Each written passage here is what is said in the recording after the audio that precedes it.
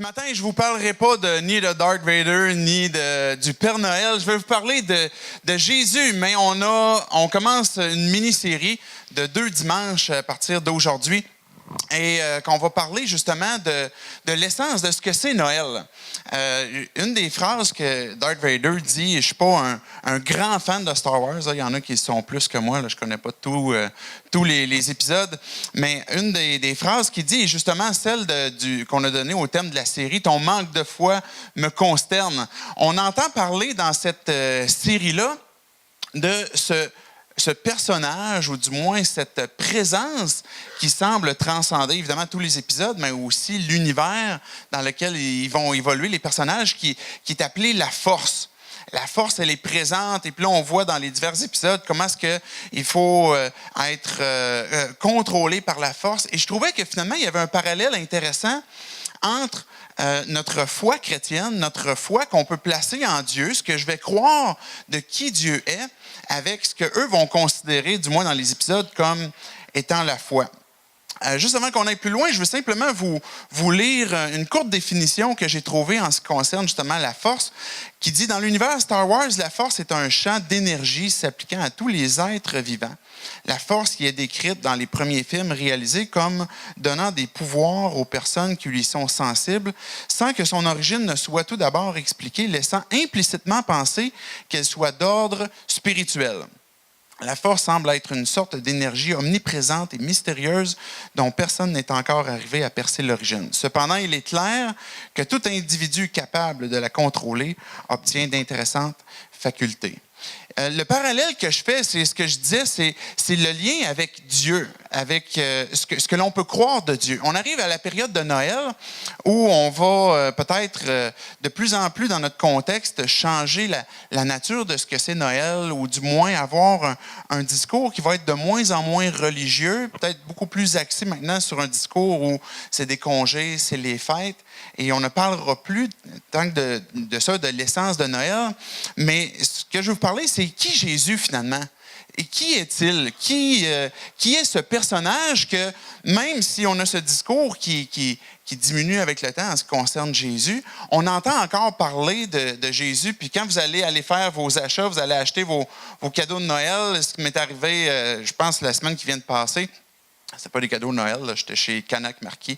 Et puis j'entendais quel est l'enfant? C'est intéressant, là, quel est l'enfant qui est né ce soir? Et puis, il y a encore quand même un thème religieux qui circule en ce qui concerne la personne de Jésus. Mais finalement, la question qu'on va se poser ce matin, qui est Jésus? Et le plan de match que je veux faire ce matin, c'est se poser 4 questions. J'aimerais qu'on puisse évoluer à travers cette question-là de qui est la personne de Jésus, en commençant à travers, c'est qui Jésus à travers le monde? Parce que souvent, on a notre perspective de nous-mêmes, de ce que l'on voit de Jésus, de ce que l'on connaît, de ce que l'on a appris de nos parents, de ce que l'on entend. Mais je veux qu'on commence avec une première perspective beaucoup plus globale, finalement, de Jésus à travers le monde. Et aussi, par après, avoir le contexte de chez nous. Pour nous, aujourd'hui, dans notre contexte, Jésus est compris qui est ce personnage-là. Pour après ça, arriver avec une 3e étape de Jésus dans l'histoire. Quel passage est-ce qu'il a eu dans l'histoire, et est-ce que Jésus, à quelque part, est un personnage historique? Est-ce qu'il nous a laissé quelque chose? Est-ce qu'il est réellement venu sur Terre? Donc, on va voir ce passage-là historique pour reculer après ça plus loin, même dans le temps. Qu'est-ce que la Bible dit? Qu'est-ce que les évangiles disent sur Jésus lui-même? Et là, à ce moment-là, on va voir différents textes pour expliquer qui est Jésus. Donc, ça, c'est le plan de match de ce que je veux qu'on voit ce matin, qu'on réponde à cette question. Peut-être que vous êtes ici ce matin et vous dites « Mais moi, je crois déjà en Jésus. Là. J'ai déjà placé ma foi en lui. J'ai déjà cru en lui, puis je lui obéis. » Mais cette perspective-là qu'on va prendre ce matin, que ce soit une perspective de qui est Jésus globalement dans le monde et puis dans notre société, pour voir dans l'histoire et finalement dans les évangiles, je crois qu'elle peut nous amener justement à revoir notre perception de qui Jésus est. Peut-être nous conduire même à l'adorer, à apprécier son passage, à voir comment est-ce qu'il est reçu ailleurs aussi dans le monde, mais aussi de voir qu'il y a des gens qui ne croient pas en Jésus. Et pourquoi est-ce qu'ils n'y croient pas? Et comment est-ce que si j'y crois, comment est-ce que je peux respecter leurs convictions, mais comment est-ce que je peux peut-être répondre aussi à certaines questions.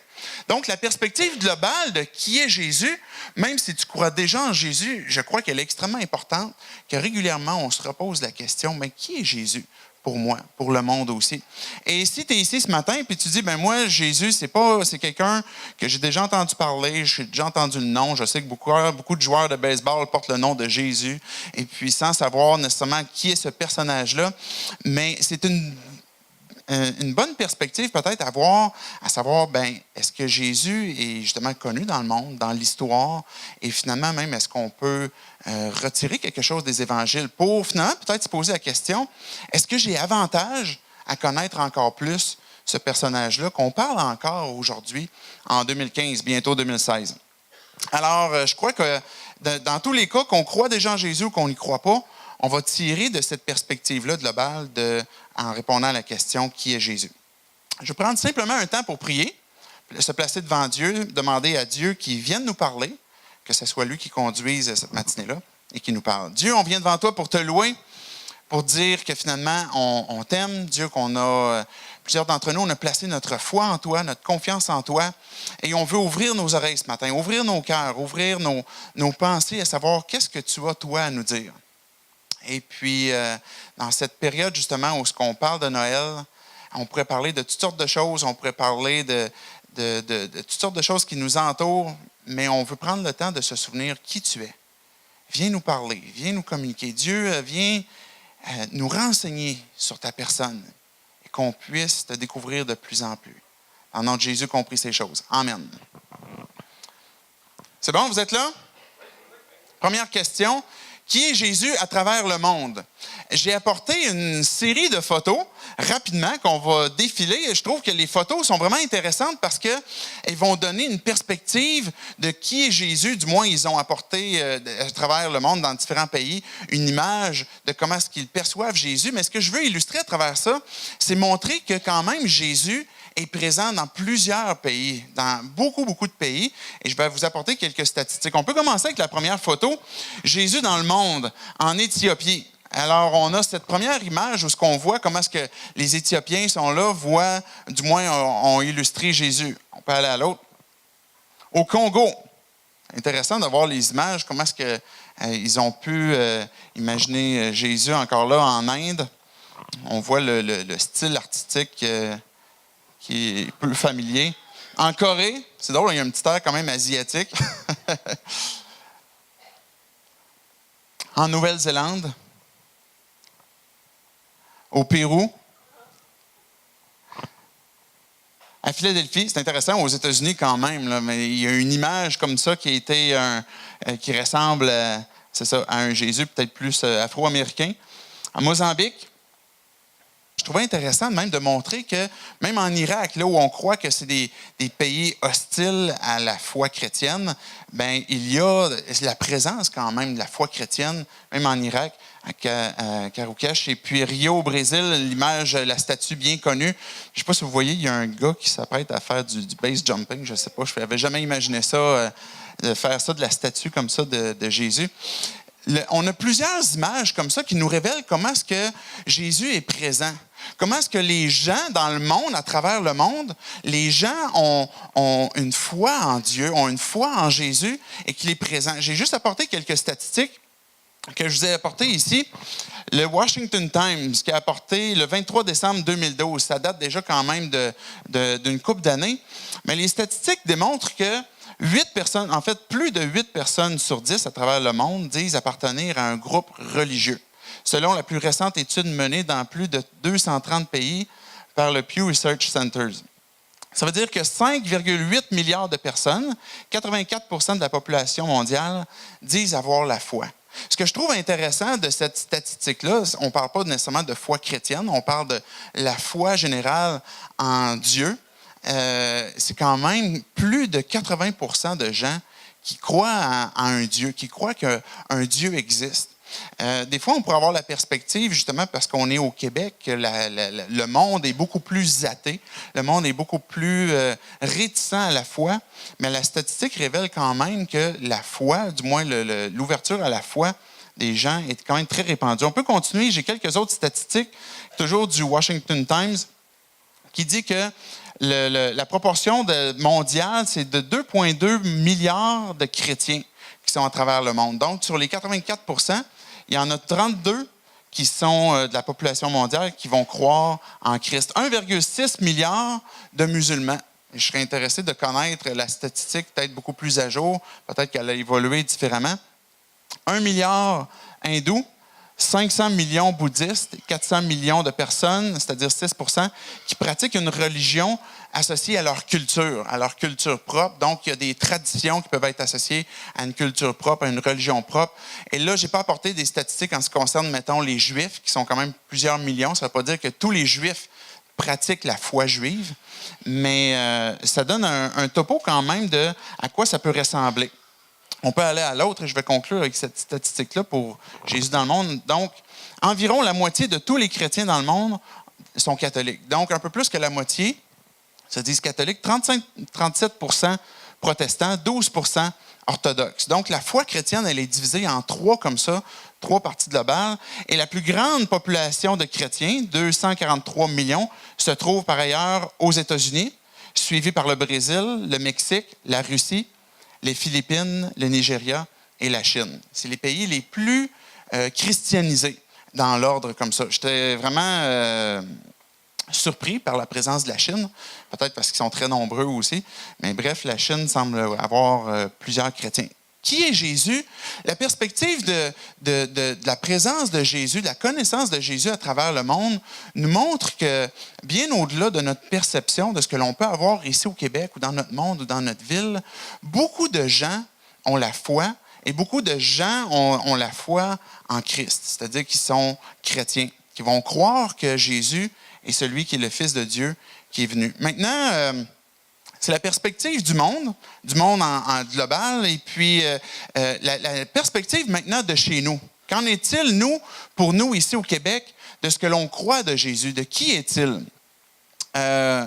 Encore là, quelques statistiques rapidement. La presse.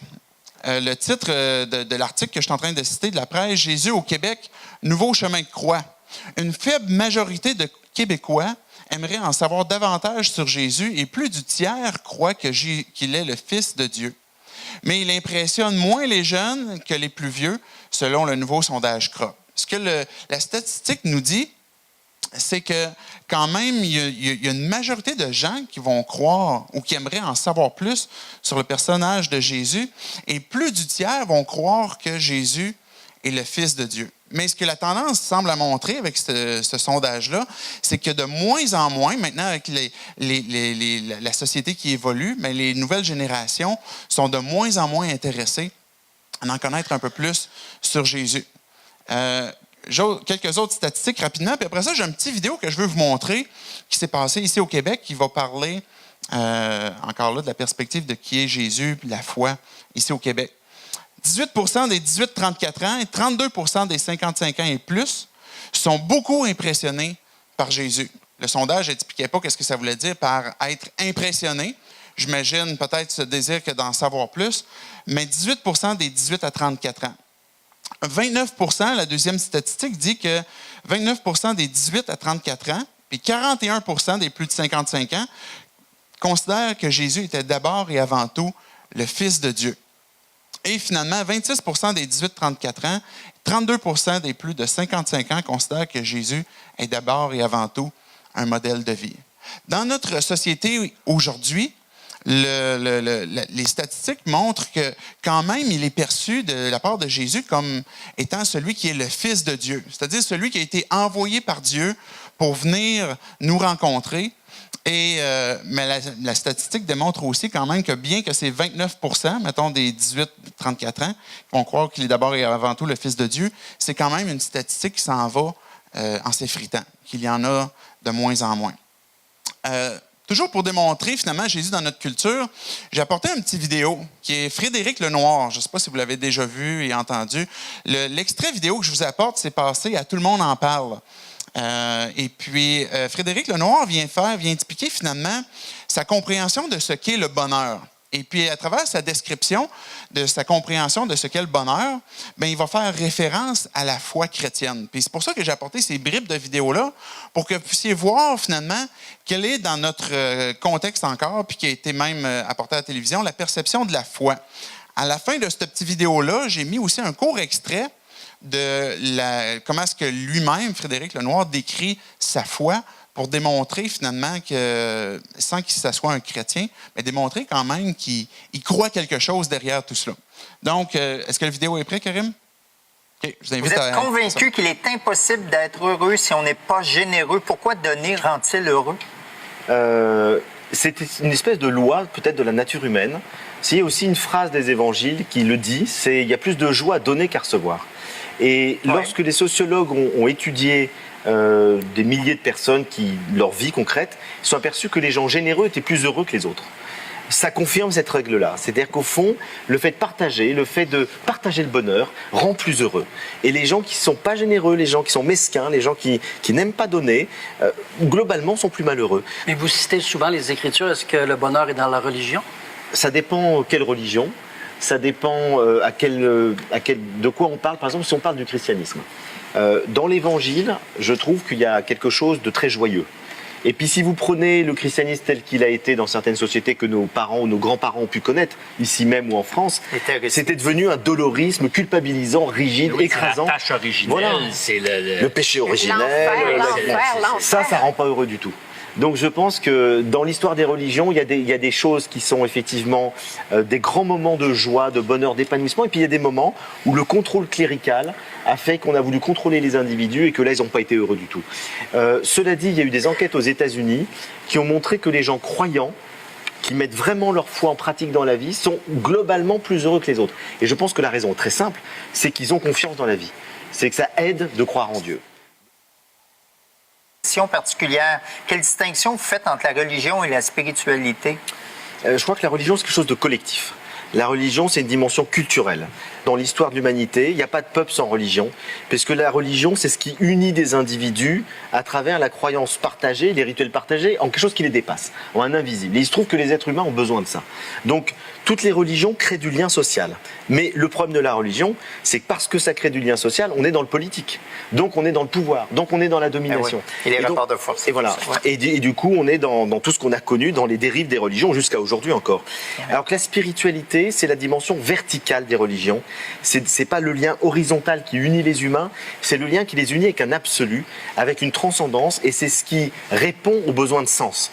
Et je pense que l'être humain a besoin de sens. C'est-à-dire qu'il a besoin de donner un sens à sa vie, il a besoin d'essayer de trouver des réponses aux questions.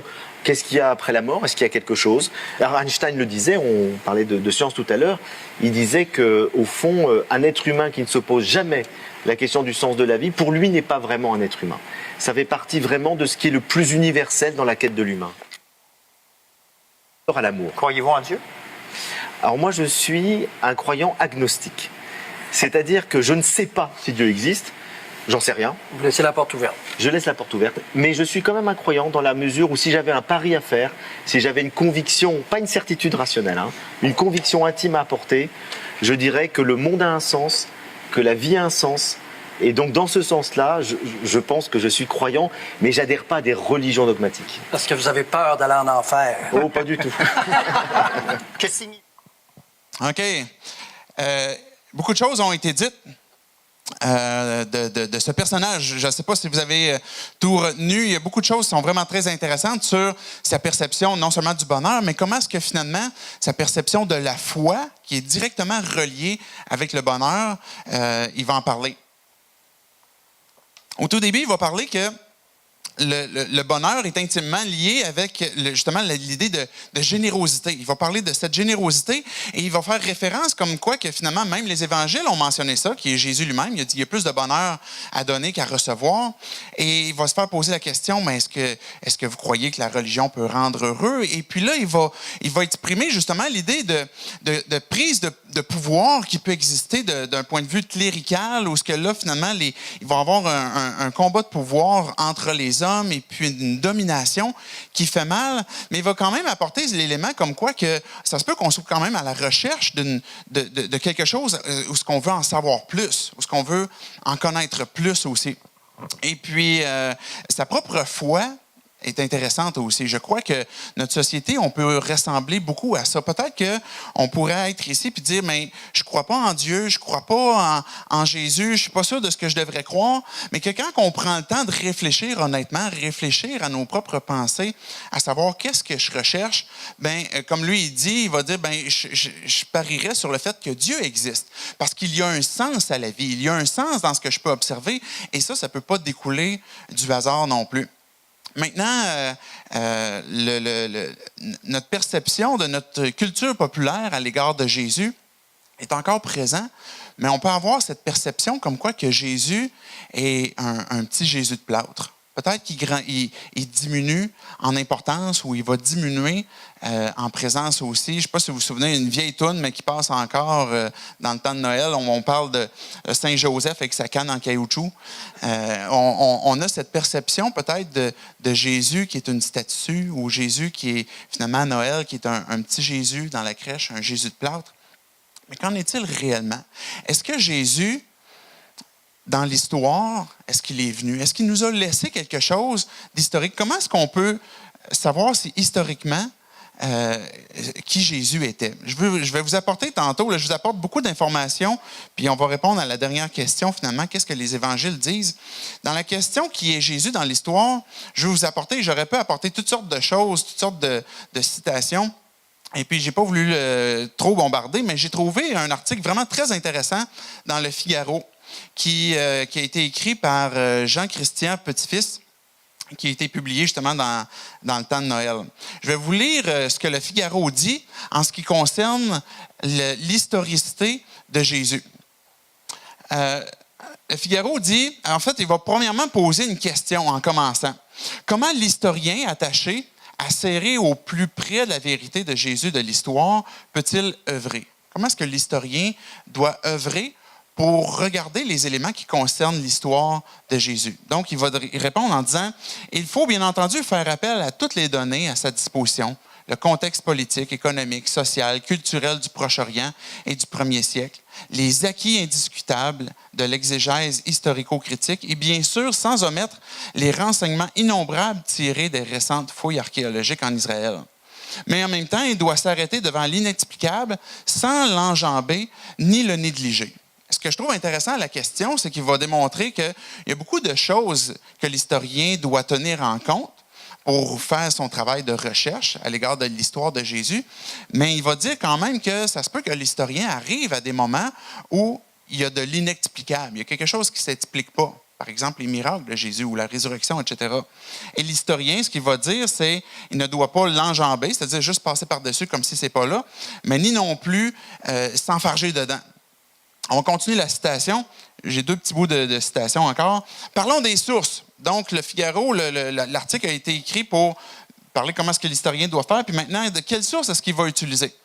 Quelques notations peuvent être de l'année chez Pline le Jeune, Tacite, Suétone et surtout Flavius Joseph, ce juif romanisé du premier siècle qui évoque dans ses écrits la figure de Jean-Baptiste et celle de Jésus comme étant un homme exceptionnel accomplissant des choses prodigieuses. Je fais juste une petite pause. Quand on regarde Flavius Joseph, certains de ses écrits, qui était un juif, mais qui est, comme il dit, romanisé, c'est-à-dire qui a évolué à Rome. Et dans ses écrits qu'il va laisser, il va parler de Jésus comme un homme exceptionnel, comme étant celui qui a fait des choses prodigieuses. Ces écrits-là, on en a encore aujourd'hui. Maintenant, je poursuis la citation. La veille de la Pâque, dit le Talmud de Babylone, on pendit Yeshua, le Nazaréen. Mais tous ces textes anciens ne sont utiles que dans la mesure où ils prouvent que Jésus a bien existé. Même si un polémiste ardent, très antichrétien comme Cels, au IIe siècle, ne met pas en doute ce fait. Ce n'est qu'à partir du 19e siècle que certains maîtres du soupçon traiteront très artificiellement Jésus comme un mythe ou un personnage imaginaire conçu à partir de citations du Premier Testament. Donc, ce qu'il va dire, c'est que c'est juste arrivé vraiment beaucoup plus tard, au 19e siècle, qu'on a remis en cause l'historicité de Jésus. Et là, je n'ai pas apporté toute la citation, mais il décrit justement les motifs et les recherches qui ont été erronées aussi pour décrire ça. Puis la dernière citation qui va parler des sources elles-mêmes comme telles des évangiles. Et je vous demande d'être attentif pour celle-là, particulièrement parce qu'elle va faire le pont avec ce qu'on va voir justement, qui est Jésus par rapport aux évangiles. Alors, l'article du Figaro continue en disant « On peut considérer que, compte tenu de leur datation, des écrits antérieurs à la destruction de Jérusalem en l'an 70, époque où beaucoup de témoins étaient encore vivants, compte tenu aussi des techniques éprouvées de mémorisation pratiquées dans l'Orient ancien et d'une tradition orale rigoureusement contrôlée par les disciples et les apôtres, les évangiles canoniques, quand on dit ça, c'est Matthieu, Marc, Luc et Jean, nous livrent des faits et des discours globalement fiables. » Ce que cet homme-là est en train de décrire, c'est qu'on peut se fier à ce qui nous est laissé dans les évangiles. Avec ce que l'on a reçu, la façon qu'ils nous ont été transmis, et ce qui nous est transmis, on peut regarder ça. Les historiens peuvent revenir même aussi aux évangiles et regarder la vie de Jésus comme il était. Maintenant, quand on se pose la question, pour nous, aujourd'hui, on a vu qui est Jésus dans le monde, dans notre société, dans l'histoire. Et maintenant, on va voir qui est Jésus à travers les évangiles. Mais quand on rouvre notre Bible, on peut savoir que dans les évangiles, on a un texte qui est fiable à l'égard de Jésus, sur lequel on peut se reposer. Et c'est de ce Jésus-là que je veux parler finalement pour compléter ce matin. Qui est Jésus par rapport aux évangiles?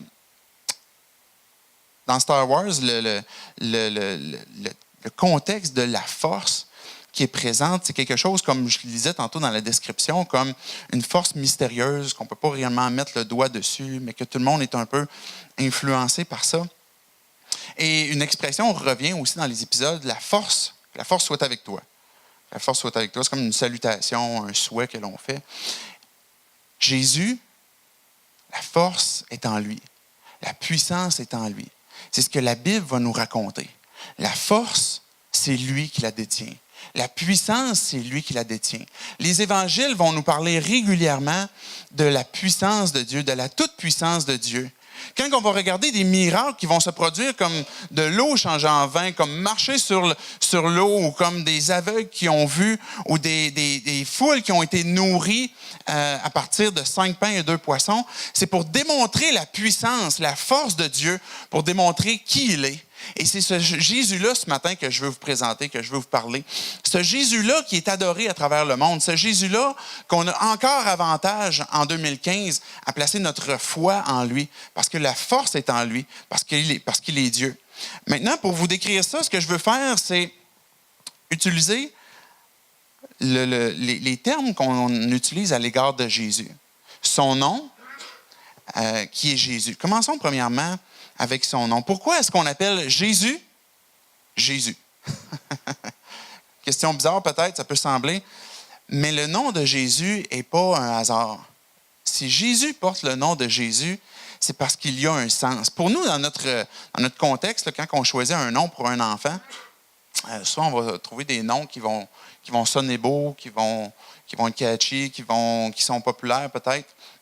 Et puis, mais il y a eu une autre époque où les noms reflétaient finalement quelque chose que l'on désirait, quelque chose qu'on souhaitait ou qu'on plaçait sur cet enfant-là. Et ça révélait quelque chose de concret, plus que juste 2 ou 3 syllabes qui sont collées bout à bout. Jésus, c'est exactement le contexte du pourquoi est-ce qu'il s'est fait donner ce nom-là. Je vais vous lire un court texte qui nous est laissé dans les évangiles qui parle justement de l'arrivée de Jésus. Jésus n'est même pas encore né. Il y a un ange qui apparaît à Joseph. Vous connaissez l'histoire, vous avez déjà entendu ça. Joseph, il voit sa femme, sa femme qui n'a pas encore habité avec. C'est encore le contexte juif de l'époque. Je passe un peu par-dessus tout ce contexte-là. Mais il voit Marie, qui n'a pas eu de rapport encore sexuel avec elle. Il voit Marie, que là, est enceinte. Et puis là, il se dit, comme possiblement tous les hommes se diraient, mais qu'est-ce qu'elle a fait? Qu'est-ce qui s'est passé? Avec qui il est allé coucher? Et là, Marie, elle avait eu cette annonce-là, mais là, lui, il se dit en dedans de lui-même, mais là, je vais la répudier, je vais faire ça en cachette, je vais la divorcer, puis pour pas que finalement, parce qu'à l'époque, une femme qui avait fait ça était vraiment exclue socialement, ça pouvait même être dangereux pour sa vie. Et puis, fait que Joseph, qui était un bon gars, mais il s'est dit, je vais faire ça en cachette. Maintenant, pendant qu'il réfléchissait à ça, il y a un ange qui apparaît et qui va lui parler. Ça va être le texte qu'on va voir ce matin. Un de ces textes-là pour parler pourquoi Jésus. Un ange du Seigneur apparut en songe à Joseph et dit « Joseph, fils de David, Ne crains pas de prendre avec toi Marie, ta femme, car l'enfant qu'elle a conçu vient du Saint-Esprit. Elle enfantera un fils et tu lui donneras le nom de Jésus, car c'est lui qui sauvera son peuple de ses péchés. Tout cela arriva afin que s'accomplisse ce que le Seigneur avait déclaré par le prophète. Voici que la Vierge sera enceinte, elle enfantera un fils et on lui donnera le nom d'Emmanuel, ce qui se traduit Dieu avec nous. Jésus, on ne l'appelle pas Emmanuel. Le sens qui est donné là, puis qui avait été donné dans les prophéties, annonçait qu'il allait avoir une personne qui allait naître, qu'on allait appeler Emmanuel. Le sens d'Emmanuel, ça veut dire Dieu avec nous. C'est de là que découle le mot Noël aussi que l'on a. Quand on fête Noël, on se rappelle que c'est l'idée que Dieu est venu nous visiter, que Dieu s'est fait chair, qu'il est venu nous rencontrer. Et quand que Jésus, finalement, est pas encore sur le point de naître, là, mais il est conçu par l'Esprit en Marie, ben, l'ange qui vient voir Joseph lui dit, voici comment tu vas l'appeler. Tu vas l'appeler Jésus. Et il va dire, pourquoi tu vas l'appeler Jésus? Il dit, parce que tu lui donneras le nom de Jésus, parce que c'est lui qui va sauver son peuple de ses péchés. Le mot Jésus est une combinaison en hébreu qui dit finalement, qui est une combinaison de Yahweh puis le mot de salut, qui veut dire Dieu sauve, que Dieu va sauver, que Dieu va délivrer, que Dieu qui s'est fait chair, Dieu parmi nous, c'est celui qui va sauver. Alors, on a en hébreu, par exemple, le nom qu'on a traduit en français, Josué, ou Yeshua, que l'on a aussi. C'est le même terme pour décrire finalement que Jésus est celui qui sauve. Quand que l'ange va parler à Marie, il va parler, c'est lui qui va sauver des péchés, c'est lui qui va délivrer du mal. Tantôt, je parlais de la force qui est en Jésus, la force qui est en lui. La puissance et l'autorité que Jésus a est telle qu'il peut délivrer du péché. Il peut délivrer il peut nous délivrer du côté obscur de la force. Il peut nous sauver finalement du péché.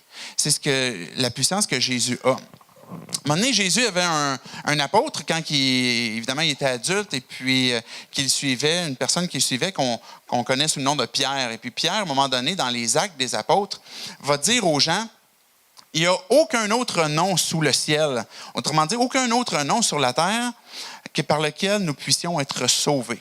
C'est-à-dire celui de Jésus. Donc, quand on parle de Jésus, ça veut dire que c'est celui qui a la capacité de sauver, la capacité de délivrer. Il n'y a aucun autre nom qui nous sauve, sinon celui de Jésus. Jésus, on l'appelle aussi Jésus-Christ. Qu'est-ce que ça veut dire Christ? Et ça, c'est très populaire dans notre monde contemporain, mais pas utilisé de la bonne façon. On entend ce terme-là où on va parler de Jésus-Christ. Et pourquoi est-ce qu'on va parler de Christ? Je vous ai apporté un autre texte.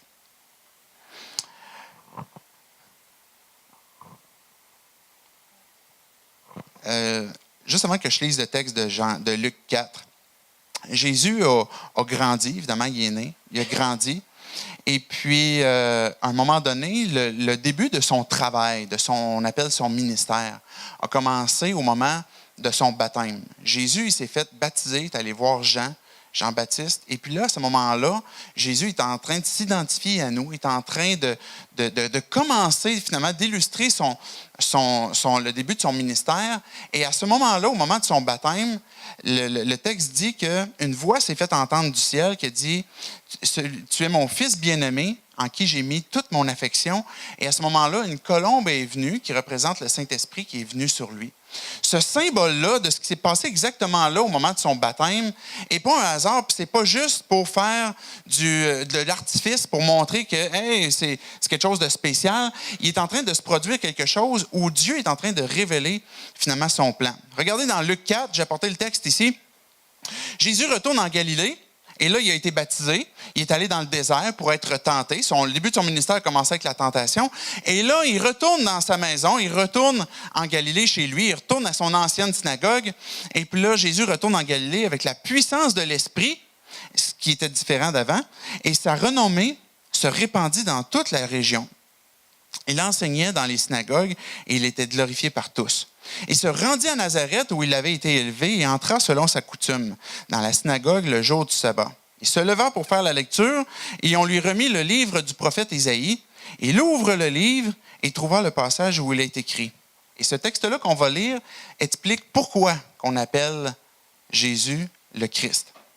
Il va dire, « L'Esprit du Seigneur est sur moi, parce qu'il m'a oint pour guérir ceux qui ont le cœur brisé, pour annoncer la bonne nouvelle aux pauvres. Il m'a envoyé pour proclamer aux captifs la délivrance et aux aveugles le recouvrement de la vue, pour renvoyer libres les opprimés, pour proclamer une année de grâce du Seigneur. » Je vais inviter les musiciens à s'avancer.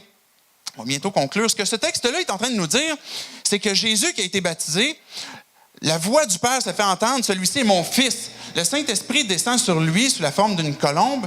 Et là, après ça, Jésus s'en va dans la synagogue et déroule finalement le rouleau du livre d'Ésaïe, qui est une ancienne prophétie. Et là, Jésus, il dit, « Voici ce qui est là, s'adresse à moi. » Il y a un ministère, il y a un travail que je vais faire, que je vais accomplir. Ce travail-là, ça va être de proclamer aux captifs la délivrance, aux aveugles le recouvrement de la vue. Je vais renvoyer libres les opprimés. Je vais proclamer une année de grâce du Seigneur. Ce que Jésus est en train de dire, c'est qu'il y a un ministère incroyable qui va s'exercer. Mais pour que ce ministère incroyable puisse s'exercer, il fallait que Jésus soit oint. Et ça, c'est un terme qui est peut-être un peu bizarre pour nous. On entend ça rarement encore.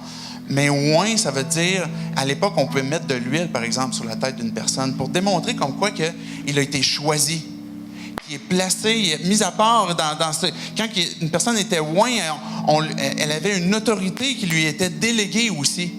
Jésus est le Messie attendu parmi le peuple juif. Les Juifs attendaient un Messie.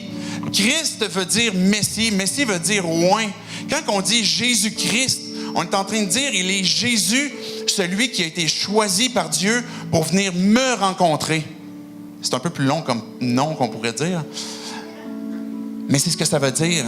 Quand vous allez parler de Jésus, vous allez vous souvenir que Jésus est celui qui sauve, celui qui a le pouvoir, celui qui a la puissance est en lui pour te délivrer du mal, pour te délivrer de ce qui peut te lier, pour proclamer la délivrance, pour te renvoyer libre. C'est celui qui sauve. Mais on dit Jésus-Christ parce que Dieu te l'a donné. Dieu l'a choisi pour toi. Dieu te l'a envoyé. Pour le peuple juif, il est le Messie, mais il est aussi notre Christ. Et quand on se dit aujourd'hui, je suis un chrétien, c'est parce qu'on fait référence que Jésus est le Christ. On est des chrétiens. On appartient à celui qui nous a été envoyé, celui qui a été choisi avec la puissance pour nous délivrer. C'est pour ça qu'on dit Jésus-Christ. La force est avec lui. Tout au long de son ministère, si Jésus a pu exercer cette puissance-là, c'est parce qu'il est Dieu, Dieu avec nous, le Messie tant attendu. Mais aussi, on emploie un autre terme pour Jésus, Seigneur. Pourquoi est-ce qu'on emploie le terme Seigneur? Les Juifs à l'époque pouvaient avoir ce terme-là, Seigneur, qui veut dire maître, qui pouvait être un maître, un rabbin, une personne qui avait des connaissances. Mais c'est beaucoup plus loin que ça. C'est beaucoup plus grand que ça. Parce qu'en fait, c'est le Père qui lui a donné ce titre-là de Seigneur. C'est pas juste des passants sur la terre qui disaient « Hey, j'aimerais ça que tu sois mon maître parce que j'aime tes enseignements. » Mais parce que Dieu a dit « Voici celui qui est le maître, celui qui est le maître sur la terre, celui qui a toute autorité qui lui a été déléguée. » Matthieu 28, je vais vous lire 3 textes pour conclure. Jésus s'approcha et leur parla ainsi. On est après la résurrection. Tout pouvoir m'a été donné dans le ciel et sur la terre. Marc 16, verset 17, il dit, voici les signes qui accompagneront ceux qui auront cru en mon nom. Et c'est sur ça que je veux insister. Ce que Jésus dit, c'est en mon nom, une puissance va se dégager. Ils chasseront les démons, ils parleront des nouvelles langues, ils saisiront des serpents. S'ils boivent quelques breuvages mortels, il ne fera point de mal. Ils imposeront les mains aux malades et ceux-ci seront guéris. Le Seigneur, après leur avoir parlé, fut enlevé au ciel et s'assit à la droite de Dieu. Cette idée de s'asseoir à la droite de Dieu, c'est pas parce que ça finissait bien l'évangile de Marc. Vous dites, hey, il me semble que ça ferait une belle phrase poétique pour conclure. C'est ce que c'est en train de nous révéler, que Jésus est celui qui règne, celui qui domine, celui qui a la puissance, celui qui a la force, celui qui a ce rôle et ce titre de Seigneur aussi. Et je conclue avec le 3e texte. Dieu, quand on parle de Dieu dans ce contexte-là, Philippiens 2, on parle du Père. Le Père l'a placé très haut et lui a donné le nom qui est au-dessus de tous les autres noms. Alors tous ceux qui sont dans le ciel, sur la terre et chez les morts tomberont à genoux quand ils entendront le nom de Jésus. Et tous reconnaîtront ceci. Écoutez bien la dernière phrase. Jésus-Christ est le Seigneur pour la gloire de Dieu le Père. Si on parle de Jésus comme étant le Seigneur Jésus-Christ, rappelez-vous que c'est plus qu'une religion mondiale. C'est plus qu'une perception que l'on peut avoir dans notre société puis y adhérer ou pas. Jésus, celui des évangiles sur lequel on peut se fier, est celui qui sauve. Celui qui a été envoyé pour toi, pour moi, pour nous. C'est celui qui est le Christ et c'est celui qui est le Seigneur aussi. C'est-à-dire celui qui a la puissance, celui qui a la capacité, celui qui a l'autorité. J'aimerais qu'on puisse prier en terminant. Simplement dire merci à Dieu. On peut baisser nos têtes, fermer nos yeux.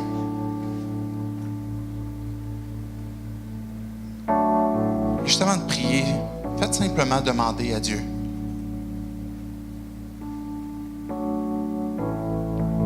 Qu'est-ce que tu veux que j'apprenne de toi? Qu'est-ce que je peux apprendre encore plus de toi?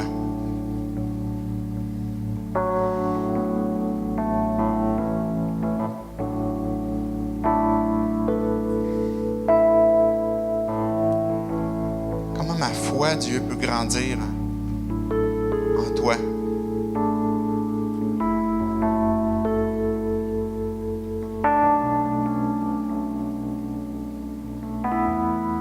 Tu nous dis, Dieu, dans ta parole, tu nous parles de ton Fils, celui que tu as envoyé, Jésus, celui qui sauve, celui qui est le Christ, le Messie, que tu as envoyé pour nous délivrer de nos péchés. Et celui qui règne encore aujourd'hui. Dieu, tu nous dis que Jésus est remonté au ciel, qu'il s'est assis à ta droite. Jésus, tu es Dieu. Et tu règnes encore aujourd'hui. Et Dieu, on veut croire que c'est nécessaire encore aujourd'hui de placer notre foi en toi. Parce que juste toi qui peux nous pardonner nos péchés. Juste toi qui peux nous en délivrer. Juste toi qui as la force, l'autorité de pouvoir le faire.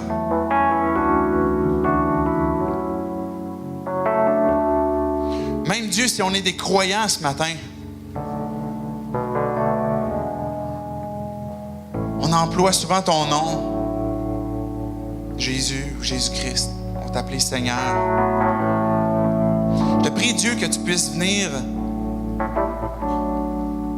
réveiller, renouveler ces vérités-là qui te concernent. Pour que nos vies soient constamment conduites par toi. Conduites par cette vérité, Dieu, que tu es celui qui règne. Celui qui, encore aujourd'hui, même dans mes difficultés, dans les péchés, dans le mal qui, des fois, nous ronge, celui qui peut encore nous délivrer. Proclamer une délivrance, la délivrance aux captifs que tu disais.